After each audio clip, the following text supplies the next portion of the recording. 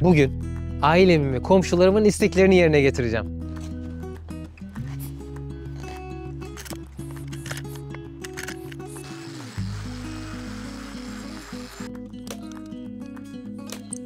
Elimde kırılanlar mı dersin, aletin çalışmaması mı dersin, kablonun takılması mı dersin? Sürecin daha sonuna geldik. Benim için oldukça keyifliydi. Şimdi sıra geldi hediye sahiplerinin tepkilerini izlemeye ki bence en keyifli kısmı olacak. Gelsene kapıya. He. Yok çekmeyeceğim seni canım, gel. Bu kadar güzel nasıl yaptın? Şeyimi ettiler. Seninki. Ana. Herkese selamlar, ben Kamer. Doğu Karadeniz bölgesinde, kıyı şeridinde bir dağda, dağ evinde yaşıyorum. His, deneyim ve tecrübelerimi paylaşmaya, aktarmaya çalışıyorum. Bu girişi özlemişim. Bugün ailemin ve komşularımın isteklerini yerine getireceğim. El becerilerimle yaptıklarımı gördükten sonra benden bazı istekler oldu. Bu isteklerden birkaçını yerine getireceğim. Bugünkü menümüzde şunlar var. Bir tane kesme tahtası. Bir tane pavlonya ağacından, ki bu çok önemli. O ağacı göstereceğim sana. Gerçekten çok güzel bir ağaç. Yıllar önce nineme yaptığım bir kaşık vardı. Yemek kaşığı. O yemek kaşığını yapacağım bir komşum için. Daha sonra teyzem için kapının dışına takabileceği ve içine bir şeyler koyabileceği bir kutu yapacağım. Tabii doğal parçalarla. Bir de ninem için, ben de çok istiyordu, elma ağacından bir et kütüğü yapacağım. Evet, menümüzde bildiğine göre bir an önce işe geçelim. İlk olarak 2 tane işimiz var. O işimizi hemen halletmek istiyorum. Burada bir tane kesme tahtası yapacağız. Gürgen ağacından. Burada da pavlonya ağacından bir kaşık. Ki bu ağacı sana göstereceğim. Şunu görüyor musun? Şu büyük parçayı. Acayip bir şey ya. İlk olarak kesme tahtasından başlayalım. Evet. Burada bir gürgen ağacı. Köydeki yan komşumuz Sevim yenge yazın bana bir gürgen kütüğü verdi. Dedi ki Kamer, dedi, bundan bana bir kesme tahtası yapar mısın? Acelesi yok dedi. Acelesi yok dediği için aylar sonrasındayız şu anda. Dedi ki rahat bir zamanla yaparsın. Ben de dedim ki yaparım. Ben yaparım dersem yaparım. Ama zaman vermezsem o yıllar da geçebilir. Ama yıllar sonra da olsa yaparım, onu veririm yani. Bunu çok fazla geciktirmek istemedim. Bir de yapacağım işler çoğalınca dedim bunu hem çekeyim hem sana göstereyim. Hem nasıl yapılabildiğini, neler yapılabileceğini göstereyim dedim. O yüzden bundan güzel böyle bir kesme tahtası yapacağız. İlk olarak baltayla buna bir düzleştirme yapacağız. Çünkü bir eğrilik var, görüyorsun. O eğriliği aldıktan sonra da geri kalan düzeltmeleri yaparız. Gürgen oldukça sağlam bir ağaçtır. Bakımı yapıldıktan sonra da çok güzel bir şekilde kullanılabilir. Evet, Sevim yenge için kesme tahtasına başlıyoruz. Daha önce yaptığım eldivenlerimi takayım. Bu eldiven bölümünü izlemediysen izle. Bu arada deriyle ilgili yapmam gereken bazı işler var. Hatta bu bölümde de sana ondan bahsedeceğim. Yapsam mı yapmasam mı, ya da fikrim varsa fikir de isteyeceğim. Ona göre dikkatli izle. Bu tarz videoları beğeniyorsan beğenmeyi, yorum yapmayı ve kanala abone olmayı unutma. Hadi başlayalım. Şöyle kese kese, parçaları ala ala giderim.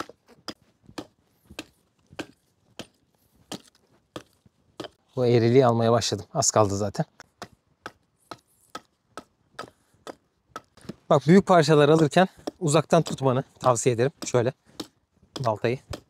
Tabii vurmayı biliyorsan, öğrendiysen. Sonra ince parçaları, böyle daha detay yapmak istediğin zaman da iyicene baltaya yakın. Şöyle. Burada hem istekleri yerine getireceğiz hem de ufak tefek tüyolar vereceğim. Tam detaylı bir şekilde vermeyeceğim ama şöyle ufak tefek detaylar en azından bunu yapmaya kalktığında, bu tarz bir şey yapmaya kalktığında işine yarayacaktır. Bugün işine yaramaz, başka bir gün işine yarar. Dursun bir kenarda.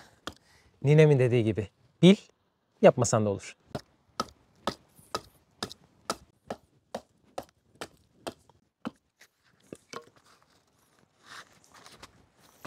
Evet, kaba işçiliğini bitirdik. Şimdi yüzeyini tamamen temizleyeceğiz. Kenarlar yuvarlanacak ve ondan sonra ufak tefek dokunuşlarım olacak.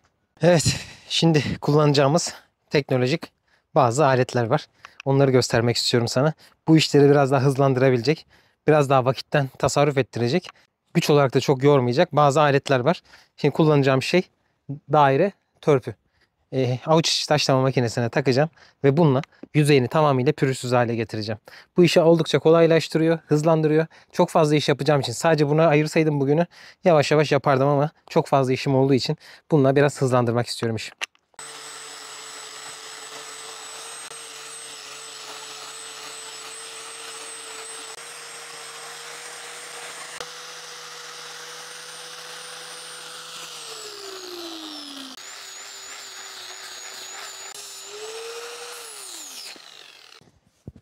Bak şimdi.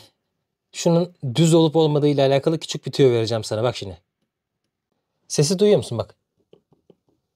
Bak bir sallanma var. Bunu doğrultmak en zor iştir. Gerçekten bunu tam böyle düz bir şekilde yapmak gerçekten çok zordu. Bunun makineleri var. Makinede genelde yaparlar. Elle yapmak, özellikle makinelerle yapmak gerçekten çok zor. Sana şimdi küçük bir tüyo vereceğim. Şimdi şöyle yüzeye bu bir törpü, herhangi bir şeyde kullan. Renk verebilecek bir şey kullanabilirsin. Ben buna tahribat yapıyorum ve bak şimdi. Daha önce yaptım zaten, üstünden bir daha geçeceğim. Şöyle çekiyorum. Bütün her yerine, bütün tabanına değebilecek şekilde düz olması gerekiyor. Şöyle. Bak şöyle çekiyorum. Tamam mı? Bir daha çektim. Bir daha çektim. Bir daha çektim. Bak şimdi. Bak. Köşelere değiyor. Tamam mı? Bak burada da köşelere değiyor. Ama şurada iç kısmına değiyor. Anladın mı? Bak şu köşelere değdirmiyor onu. Yani burada bir bombe var. Şimdi ben bu bombeyi temizlediğim zaman bütün köşeler değmeye başlayacak ve tıkı tıkı oynaması geçecek. İzle şimdi. Evet, gördüğün gibi. Gayet güzel oldu. Şimdi üst tarafını da temizleyelim. Ondan sonra geri kalan detaylarımızı işleyip bunu bitirelim.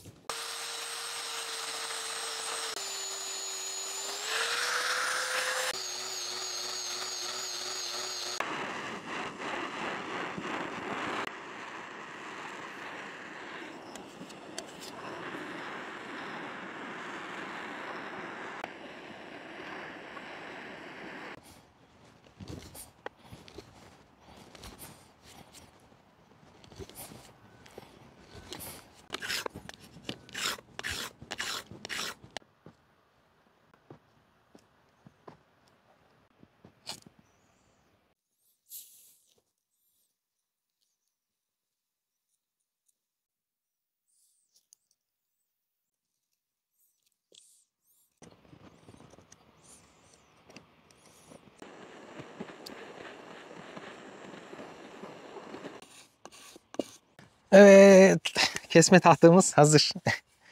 İstersen detaylarını bir göstereyim sana. Kesme tahtamızın yüzeyi gayet güzel. Altı gayet düz. Burada hisseden adamın amblemini koyduk. Kenarlara bir işleme yapmak istedim. Kararttıktan sonra buraları kara bıraktım. Şöyle bir işlemesi var. Bunu daha ince yapmak istiyordum ben ama yok dedi. Ben kalın istiyorum dedi. O yüzden kalın bıraktım. Yoksa böyle ağır bir şey yapmak istemezdim. Daha da inceltirdim bunu. Ancak onun isteğini de kırmak istemedim. Nasıl istiyorsa öyle olsun. Şimdi gel şöyle yüzeyine bir su tutayım. Suyun nasıl aktığını gör. Ondan sonra da bunu yağlayıp güneşe koyacağız. Suyun nasıl yüzeyde kaldığını görüyorsun. Emmiyor onu. Gördün mü? Yağladıktan sonra iyicene suyu emmez hale gelecek. Yağını bol tutmak gerekiyor bunun. Evet. Her yerine iyicene yedireceğiz yağını. Mesele nedir biliyor musun? Bunu sünger olarak düşün. Ahşabı sünger olarak düşün. Bu süngere yağ emdirirsen eğer suyu emmez. Neden? Çünkü yağ suyu iter. Su da yağı iter. İkisi birbirini iter. Bu suyu emerse yağı iter. Yağı emerse suyu iter. Anladın?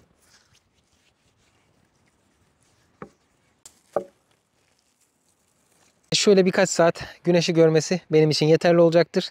Güneşi gördükçe ısınacak, ısındıkça yağ emecek ve su geçirmez bir hale gelecek. Biz de diğer işimize geçelim. Şimdiki işimiz dünyanın en hızlı büyüyen ağacı Pavlonya ile.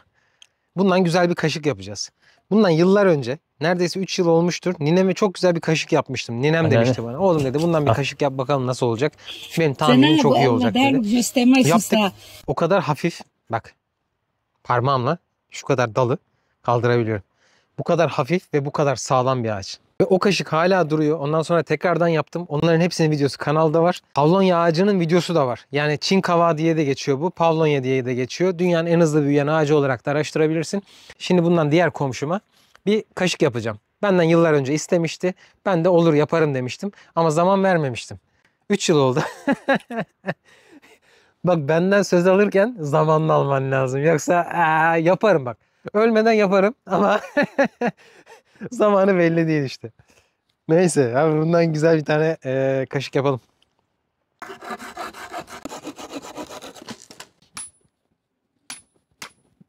Bir bırak kendini uşağım. Evet. Bundan güzel bir parça aldık.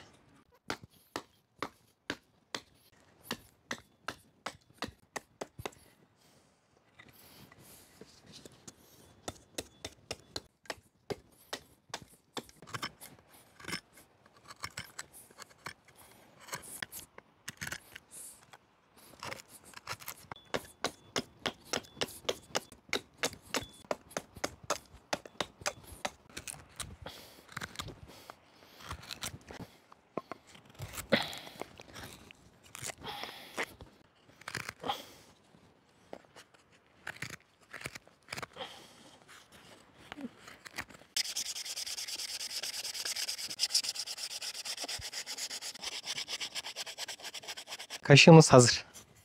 Değişik bir tasarım oldu. Hoşuma gitti gerçekten. Biraz böyle hafif böyle bir kavisler verdim ona.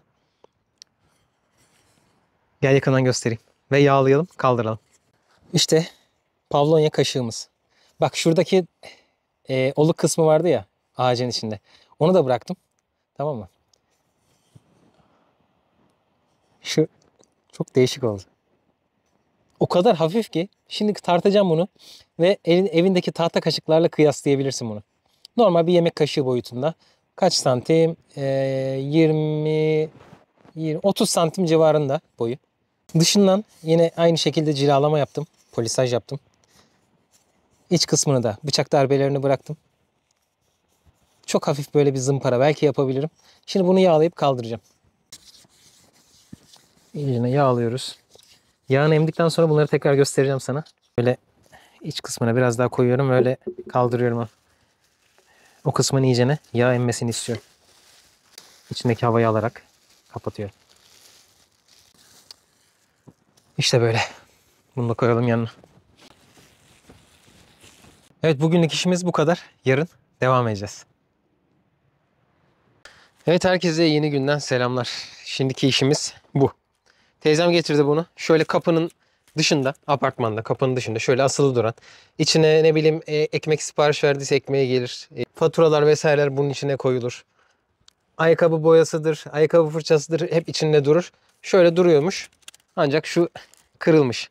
Bunu onarır mısın dedi bana. Ben de dedim ki onarırım ama onarmayacağım. Bunu yakacağım. Onun yerine ben kendim kendi tarzımla ona güzel bir hediye yapmak istedim. Umarım güzel bir şey ortaya çıkarabiliriz. Elimdeki malzemeleri göstereceğim sana. Ne yapmak istediğimi. Aynı buna benzer bir şey yapmak istiyorum.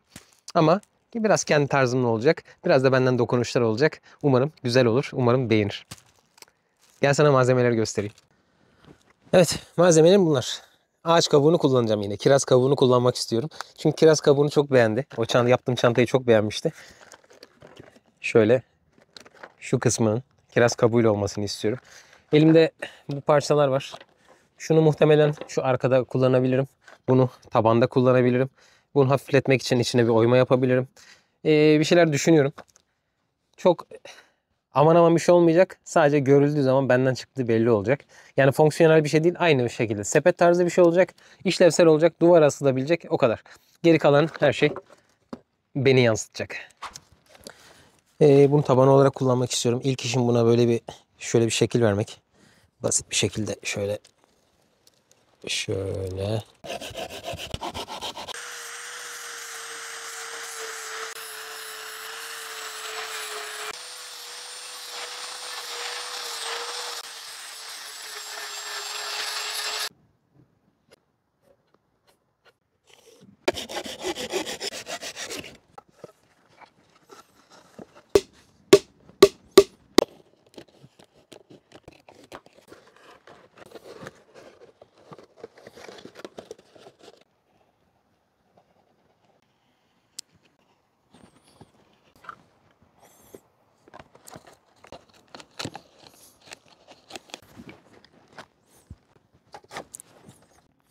Evet, bu işimiz şimdi bekleyecek. Yapışması bitsin. Yapıştıktan sonra buna devam edeceğiz. Biz diğer işimize geçelim. Bir diğer işimiz de ninemin istediği et kütüğü. Et kütüğünün öncelikle kabuğunu soyacağız. Kabuğunu soyduktan sonra bir düzeltme yapacağız. Belki bir parça daha alabiliriz hafifletmek için. Sonra buna tutma yerleri yapacağız. Bacak yapacağız. Ve son olarak da cilalaması var. Güzel bir cilalama yapacağız. Ondan sonraki et kütüğümüz hazır olacak.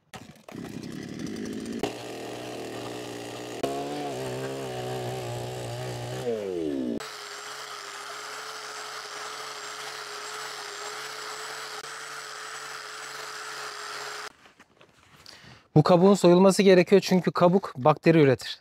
Nemeyi en çok emen, bakteri üreten, böceklenen kabuk kısmıdır. Kabuğu her zaman temizlemek gerekiyor. Ya da gerçekten çok iyi bir şekilde yağlamak, verniklemek gerekiyor ki kabuğu koruyabilesin. Yoksa kabuğu temizle gitsin. Özellikle et kütüğü olduğu için kabuğu temizlemek şart.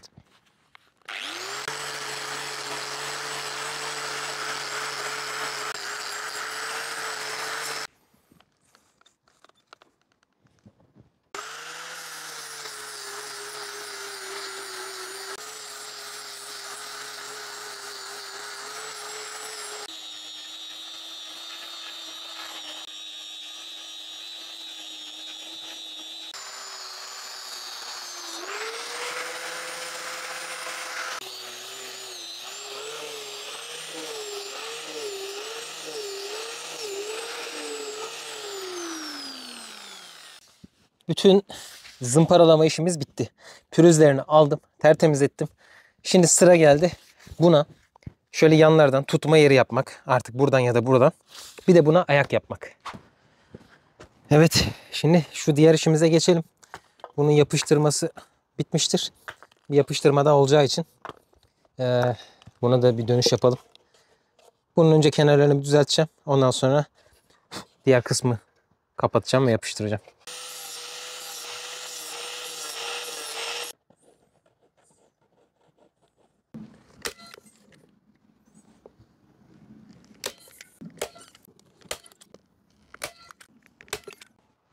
Evet, bunu bir kez daha kurumaya bırakıyoruz. Tutkala tamamen kurusun. Daha sonra zımparalama işlemi var. Şöyle kesilecek temizlik işleri var. Şu metaller zaten oradan çıkacak. Onlar da gözükmeyecek. Ondan sonra zaten kutumuz hazır gibi. Bir tek şuraya bir delik açabilirim duvara asmak için. O kadar. Sonra bir vernikleme yaparız ve bitiririz. Biz şimdi kütüğümüzün işine geçelim. Şu iki taraftan içeri doğru oyuk tutma yeri yapacağım. Yani elin girebileceği, parmakların girebileceği, iki yandan da böyle kavranabilecek bir tutma yeri. Ondan sonra da ayaklarını yaparız. Şöyle. Şöyle.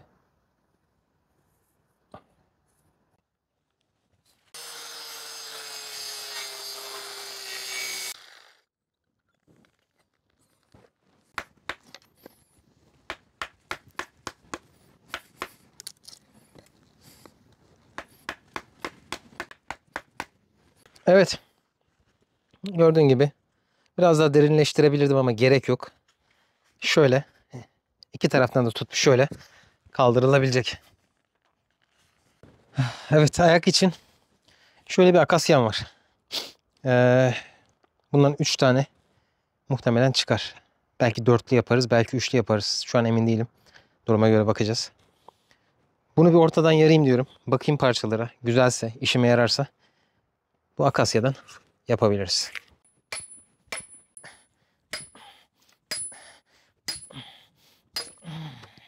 Çok güzel. İçi var. Müthiş. Asıl mesele bunun ayağı. Ninem biraz daha alçakta oturur. Bu kütük şöyle dursa onun için iyi gibi. Bunun için de ne kadar ayak gerek bize? Bakalım. Oo, tam bu kadar.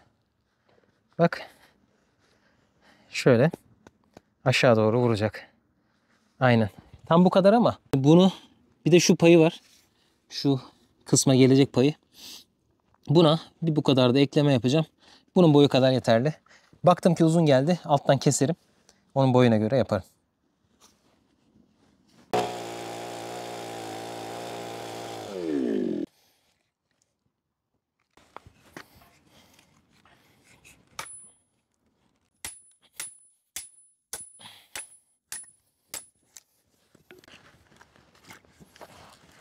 Asıl mesele şu. Ninemin benden istediği şey bunu delik açıp şöyle alttan sokabilirdim. Ama öyle istemiyor. Diyor ki şu yüzeyine öpsün istiyorum diyor. Hafif eğimli olacak. Yüzeyini öpecek istiyor. Ama istediği bir tek o değil. Sadece buradan öpsün değil. Alttan da destek alsın. Yani buradan bir keserek parça alacağım ben. Aldıktan sonra şu alta da gelecek şekilde şöyle yerleştireceğim onu. Anladın mı? Şöyle. Yapınca göreceksin zaten.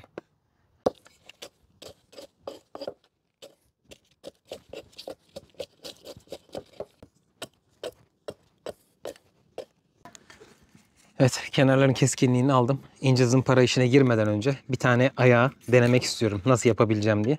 Yapabilirsem eğer ondan sonrasında zımparalayıp direkt monte edeceğim bunları. Monte etmesi çok zor değil. Sadece oraya şöyle bir oturtmam ve nasıl durduğunu görmem lazım. Ondan sonrası kolay.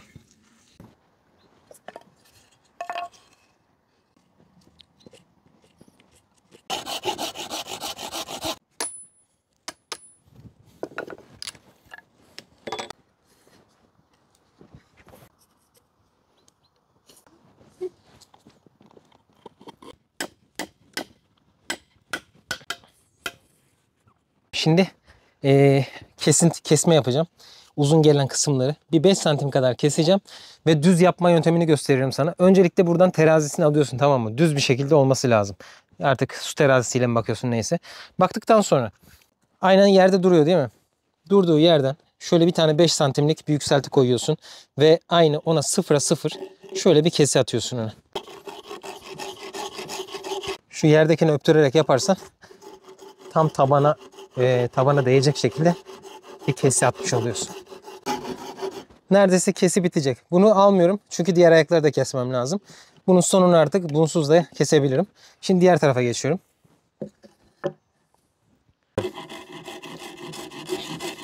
İşte kütüğümüz de hazır. Sadece üstündeki cilayı yapacağız ve daha sonra bu kadar. Bitti. Güzel oldu ha. Baksana. Ayakları da tam oldu. Güzel oldu yani. Sıkıntı yok. Şimdi bunun cilasını bir vuralım bakalım. Daha doğrusu bal mumu üzerine bal mumu uygulaması yapacağım. Evet. Şöyle bal mumunu döküyorum. Şöyle hızlıca bir yedireyim önce. Daha sonra pürmüzle yakarak her yerine yayacağım.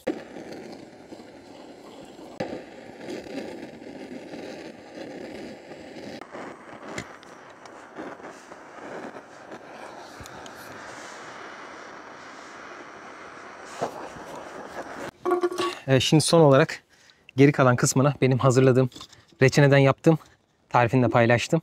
Vernikten süreceğim. Bismillahirrahmanirrahim. Bu da ekstra koruyucu olacak. Üstüne koymuyorum. Üstüne bal mumu yaptım. Çünkü o gerçekten çok iyi bir su geçirmezlik özelliği kazandırıyor. Bu da rengini diğeriyle aynı, üstüyle aynı kıvama getirecek ve bir yandan da koruyuculuk sağlayacak. Cilayı atınca daha da güzelleşiyorlar ya. Evet, vernik işimiz de bitti. Şimdi son olarak teyzem hazırladığım bu kapı sepetinin son işlemlerini yapalım. Ona da verniği süreyim. Bu gece güzelce ikisi de kurusun ve yarın hediyelerimizi dağıtalım. Evet, güzel bir şekilde kurumuş. Şimdi şu fazlalıklarını bir alalım.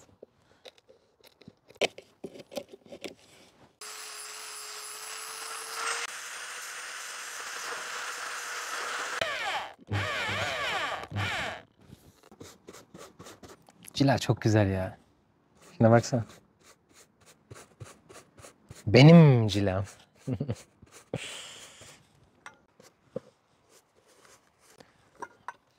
İşte bu kadar.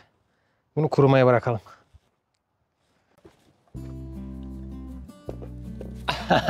Kuruyacağı yere bak. Güzel oldu, güzel. Et kütüğüm de güzel. Şuna baksana be. Neyse, bırakayım bunu da elime cila yapışmasın. Çok güzel bunlar. Ay, çok mutluyum. Başıma neler geldi var ya, aklın şaşar. Elimde kırılanlar mı dersin, aletin çalışmaması mı dersin, kablonun takılması mı dersin. Ama sonunda bitirdim. Bak, bu tarz şeylerde aceleye gerek yok. Ağır ağır yapacaksın. Yavaş yavaş keyfini çıkara çıkara. Çok keyiflendim, yalan yok. Ama bu hızlı bir şekilde bitirmem gerekmesi, yani çekimle, bir yandan çekimle uğraşmak, bir yandan sana göstermek, detayları göstermek. Kafamda bir yanda çekim var, bir yanda iş var. Hangisine odaklanacağım ya? Gerçekten bölük pörçük oldum artık. Yeter ha, bezdim artık ya.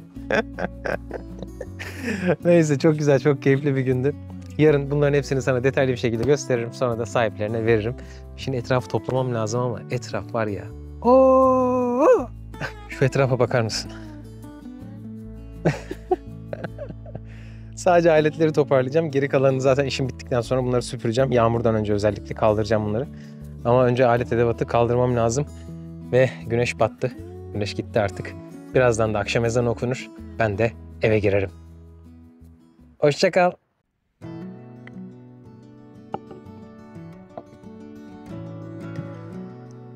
Dört el emeği, 4 tane hediye. Hangisi daha güzel karar veremiyorum. Hepsi ayrı ayrı çok güzel. Hepsine ayrı ayrı emek verdim. Şimdi sana sormak istiyorum. Bunlar, bu 4 tanesinden bir tanesine sahip olmak istesen bu hangisi olurdu? Hangisi daha çok hoşuna gitti? Merak ediyorum. Bunlardan hangisi senin ihtiyaçlarına hitap eden ya da senin bakış açına güzel gelen, sana güzel gelen hangisi oldu? Yorum kısmına yazarsan sevinirim. Şimdi bunların çok güzel detayları var. O detayları göstereceğim ama önce güzel bir kahve içelim. Bir kahve demleyelim ve şu güzel şeyleri bir inceleyelim.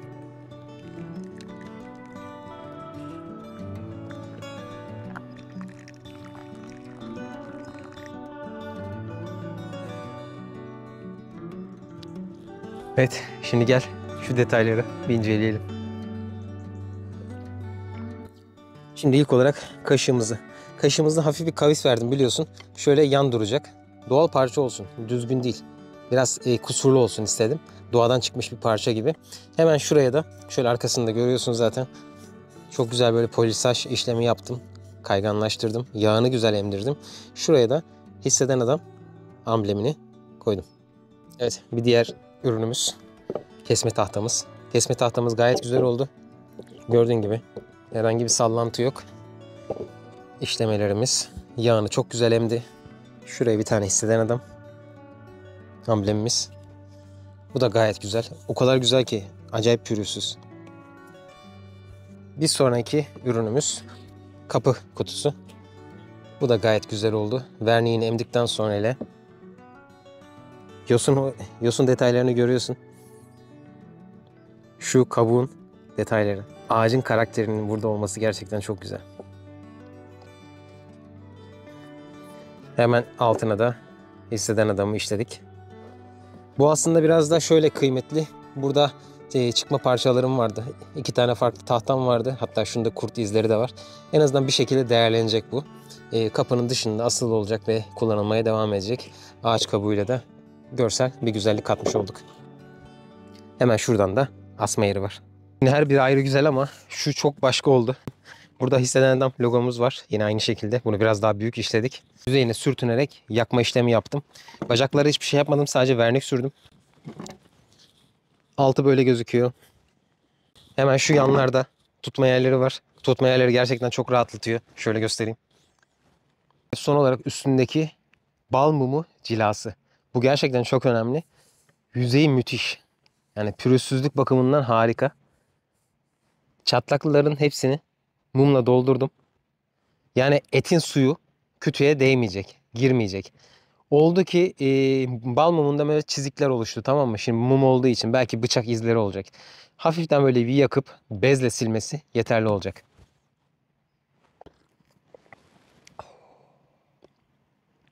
Çok şükür. 2 gün sonunda şunların ortaya çıkması gerçekten çok güzel. Şimdi bugün hediyeler sahiplerini bulacak. Şunları bir tartalım istersen. Kaşığımız 30 gram.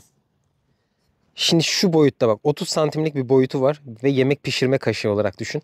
Evindeki herhangi bir tane kaşığı tartabilirsin. Bununla kıyaslayabilirsin. Bunun hafifliğini kıyaslayabilirsin. O kadar hafif ki. Yani nasıl diyeyim sana, kulağıma küpe olarak taksam ağır gelmez bana. O kadar hafif.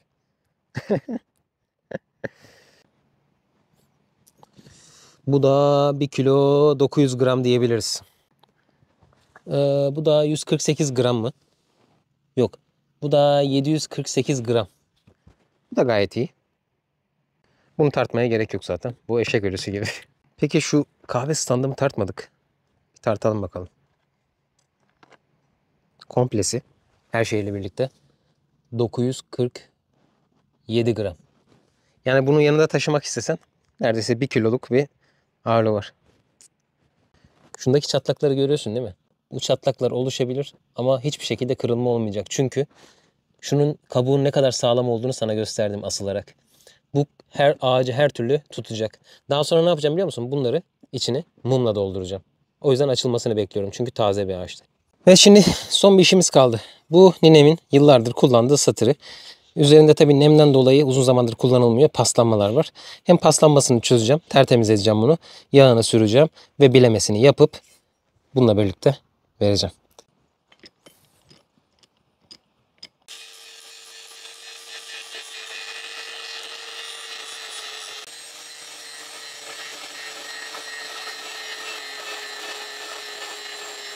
Satırımız hazır. Temizliğini yaptım. Arkasındaki açıklığı kapattım. İçine de su almayacak. Yağlandığı sürece de böyle paslanmadan durabilecek. Şimdi bunu güzelce bir yağlayayım. Ondan sonra da nineme buluştururuz bunu. Evet, bir sürecin daha sonuna geldik. Benim için oldukça keyifliydi. Şimdi sıra geldi hediye sahiplerinin tepkilerini izlemeye, ki bence en keyifli kısmı olacak. Bu sürecin anlamını daha da arttıracak. Bu sürecin içindeyken aklıma bir şey geldi. Yapmadığım bazı şeyler yaptım bu süreçte. Ve dedim ki beni zorlayacak şeyler. Yapacağımız bir seri mi başlatsak? Senin yorumlarla mesela. Bir sonraki bölümde şunu yap. Bir sonraki bölümde bunu yapsan nasıl olur gibisinden. Yorumlara bakarak, yorumlardan seçerek kendimi zorlayacağım. Hem kendimi geliştireceğim hem sana da fikir verebileceğim bir şeyler mi yapsak? Aklımda birkaç bir şey var ama yorum kısmına düşüncelerini paylaşırsan, bununla ilgili fikrin varsa paylaşırsan çok sevinirim. Ayrıca bu ürünlerle ilgili fikirlerini de paylaşırsan ve daha önce sorduğum soruyu tekrar yineliyorum. Bunlardan hangisine, sadece bir tanesi olmak kaydıyla, şu 4 üründen hangisine sahip olmak isterdin? Onu da yorum kısmına yazarsan sevinirim. Bir sonraki videoda görüşmek üzere. Kendine iyi bak. Sağlıkla kal. Hoşça kal. Gelsene kapıya. Yok, çekmeyeceğim seni canım, gel.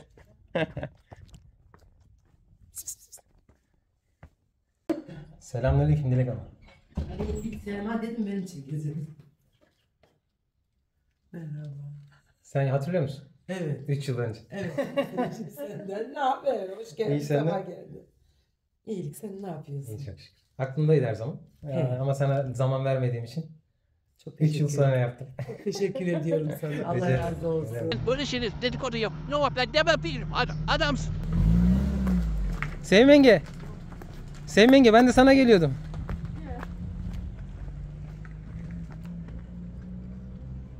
O kadar güzel nasıl ettin onu. Beğendin mi? Çok güzel. He? Ellerine kollarına sağlık. Ne demek? Rica ederim. Şimdi bunun üstüne bıçak var olur mu? Vurulur. Bunun üstüne bıçak, bak buna doğal cilalama yaptım. Herhangi bir yapay hiçbir şey sürmedim. Ahşaba bir cilalama yaptım sürtünmeyle birlikte. Ondan sonra da zeytinyağı sürdüm. Bu zeytinyağı da tamam. Sen bunu arada zeytinyağı bakımını yaparsın. Evet, doğum gününe denk gelmişiz. Doğum günü hediyesi oldu. İyi, güzel günlerde kullan inşallah. Sağ ol, Allah razı olsun. Aha benim şeyimi ettiler. Bu da seninki. Ana. Aha da satırı bak. Satır asıl oradan. Aha. Heh.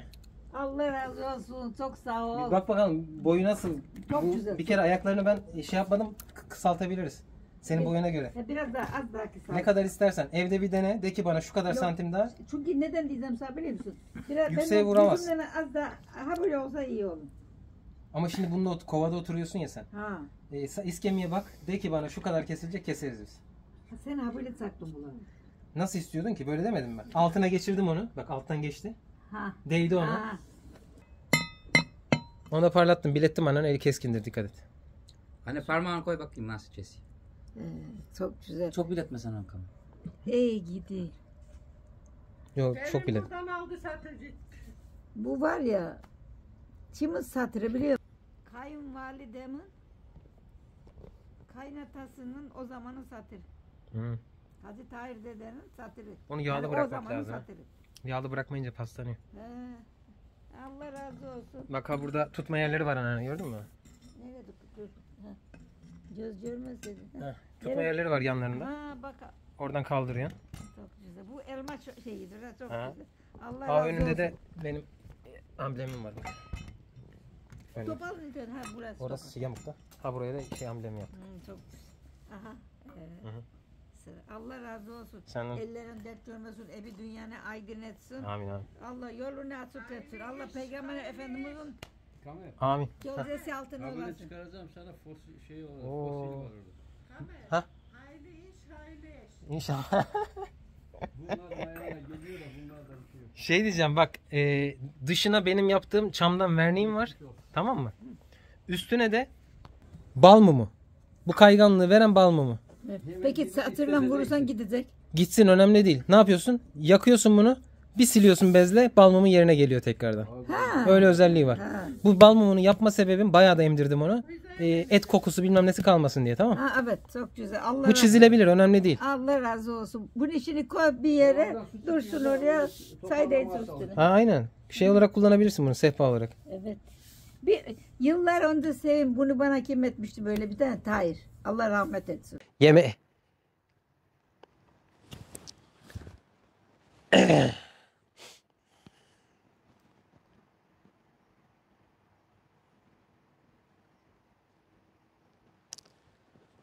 Daha sonra teyzem için kapıya takabileceği bir daha